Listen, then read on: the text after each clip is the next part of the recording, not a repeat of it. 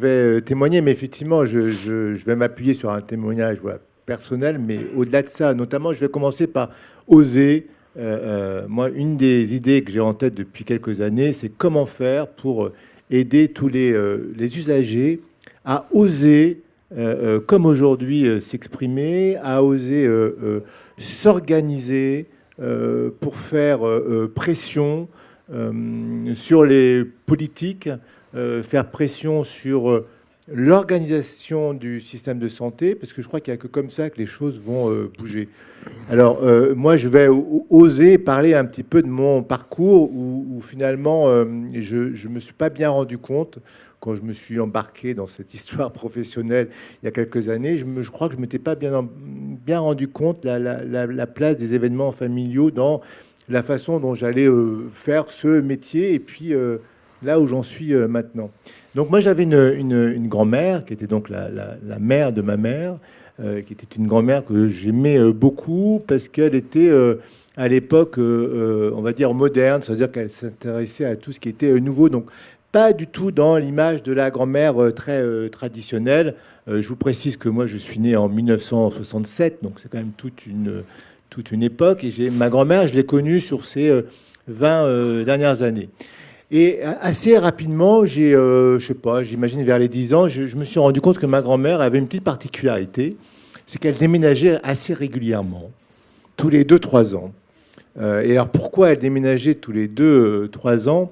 Elle déménageait parce qu'elle avait le sentiment, voire la conviction, que ses voisins n'avaient pas que des bonnes intentions envers elle, et que ces mauvaises intentions se manifestaient par des gaz qui circulaient dans les tuyauteries, des produits qui étaient mis dans l'eau et d'autres joyeusetés de ce genre.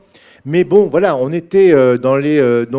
c'était un peu avant ma naissance, on est dans les années 60 jusqu'aux années 80, donc une toute autre époque où le logement n'avait pas la même cherté qu'à l'heure actuelle, où il était beaucoup plus facile de déménager. Et ça rejoint un sujet de ce matin, un levier du rétablissement, c'est la question du logement.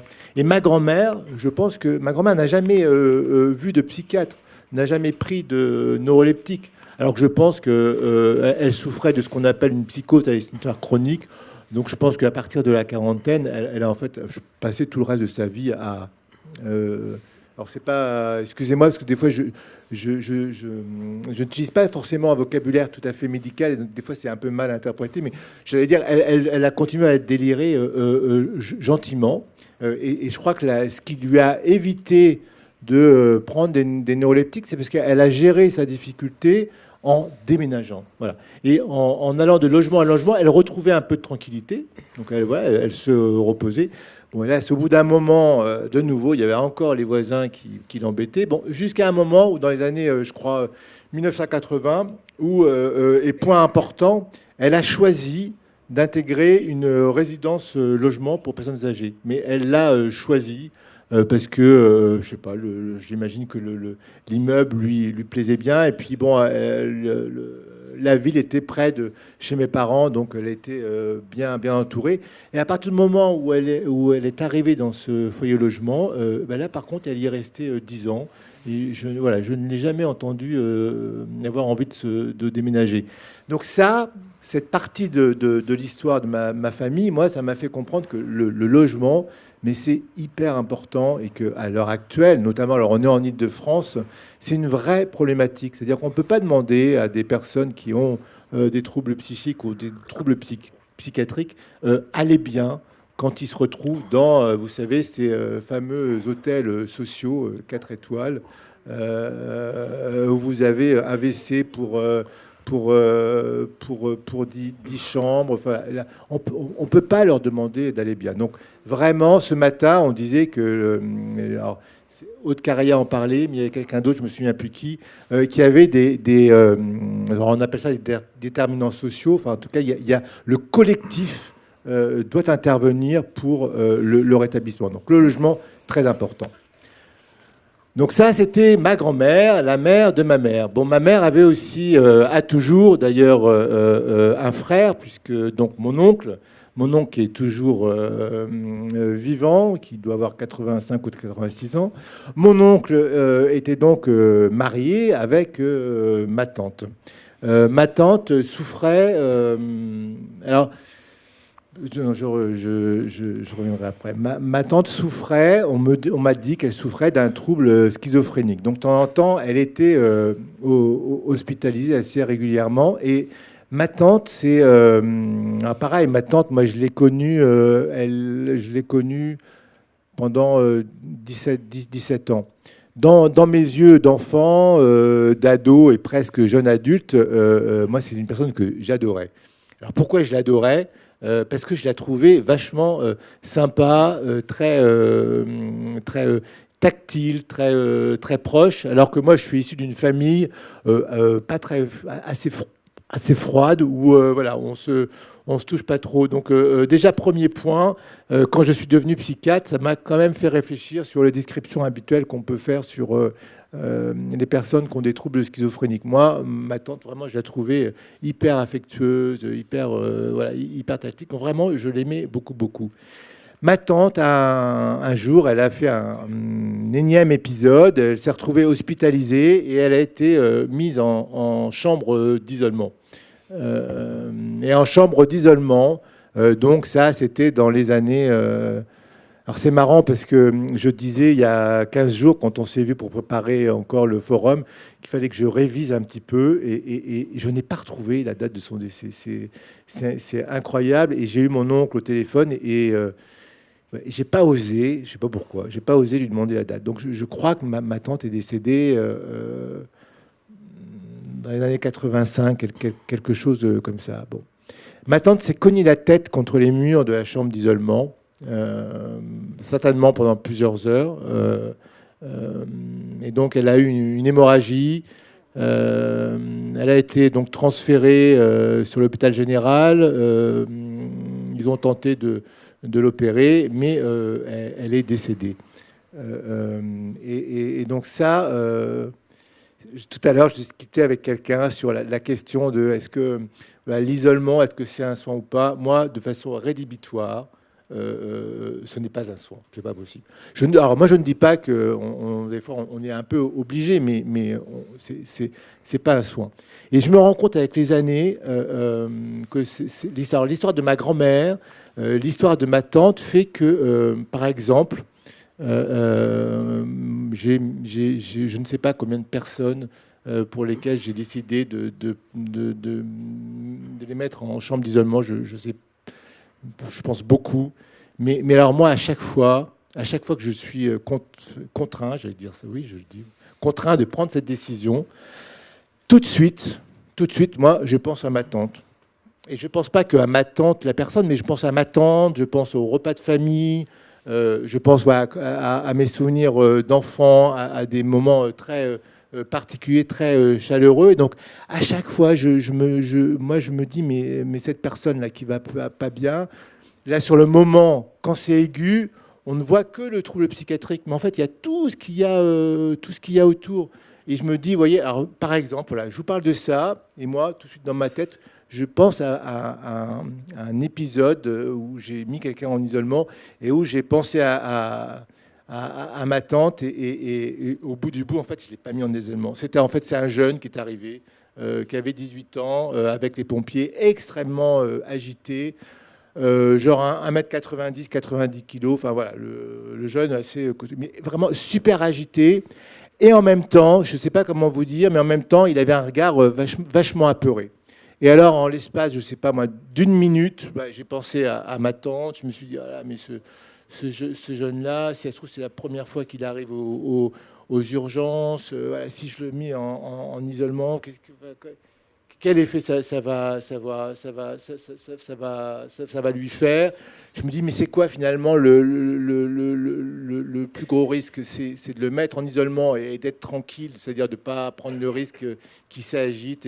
Ou alors, est-ce que c'est, parce qu'il est arrivé par les pompiers, excusez-moi, les forces de l'ordre, donc attaché. Ou alors, est-ce que je le détache là? Et puis, je vois un peu ce qui se passe. Et puis, on prend le risque que ce soit un peu mouvementé. Mais finalement, si au bout du bout, on évite l'isolement, ce sera bien. Bon, mais finalement, j'ai détaché, et puis finalement, en fait, ça s'est bien passé. Mais vraiment, voilà, moi, je pense que c'est super important que vous, usagers, voilà, que vous osiez. Tout à l'heure, monsieur parlait de la crédibilité. Ça m'a, voilà, ça fait partie des choses qui, tout de suite, ça tourne dans ma tête. Je me dis, mais c'est quand même étonnant, quand même.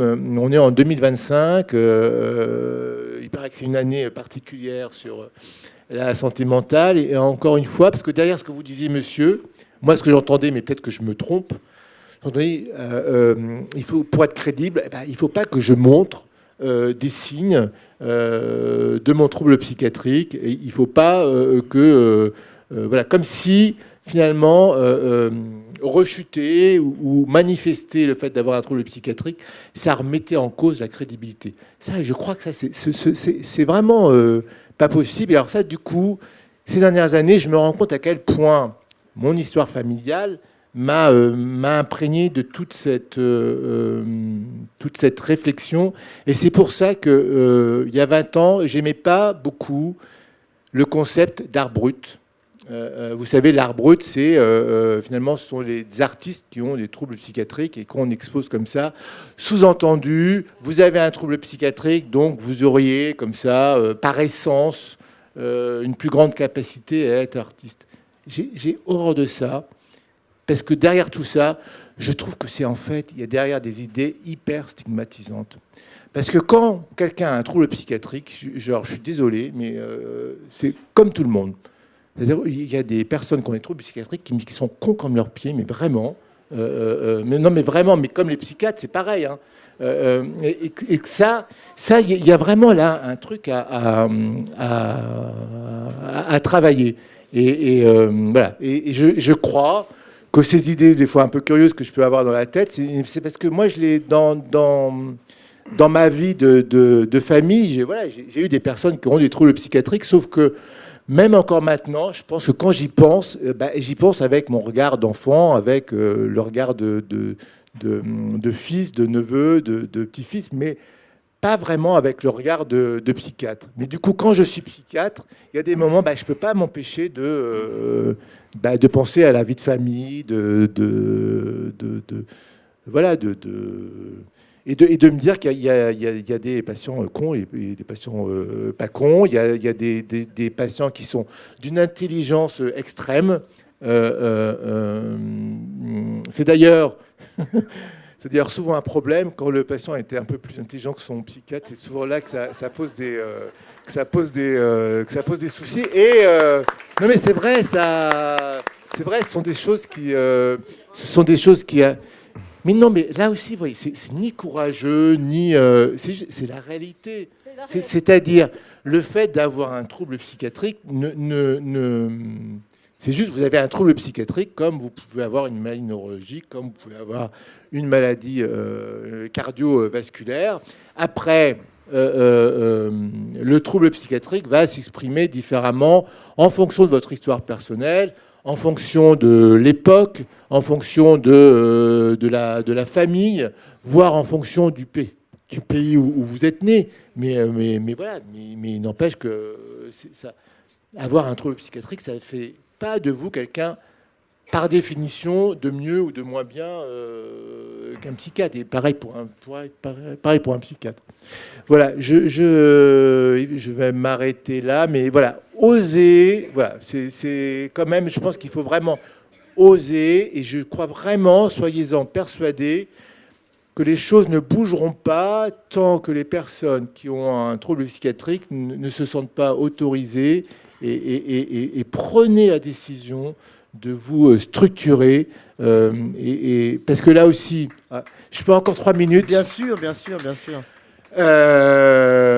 Donc moi je suis psychiatre, je suis chef de pôle, donc je vais dans certaines réunions et je peux vous dire que j'entends encore, il n'y a pas très longtemps, des personnes qui normalement sont sont là pour porter la voix des usagers, et moi je suis toujours un peu quand même ça grince un peu quand même dans ma tête quand on dit oui, mais il faut faire attention quand même parce que les usagers, ils sont un peu fragiles. Voilà. Ce côté très paternaliste, c'est juste, c'est plus possible. Ce n'est plus possible. Donc vraiment, alors après, j'ai pas la solution. C'est une des raisons qui m'a fait accepter de prendre la présidence du groupe de réflexion en santé mentale d'Île-de-France. C'est de me dire, voilà, si je peux essayer de trouver une petite pierre pour faire en sorte qu'on trouve un levier pour aider à la structuration, la représentation des usagers. Et voilà. Et si on arrive à faire en sorte de ne plus utiliser la contention en France et de revoir l'utilisation des chambres d'isolement.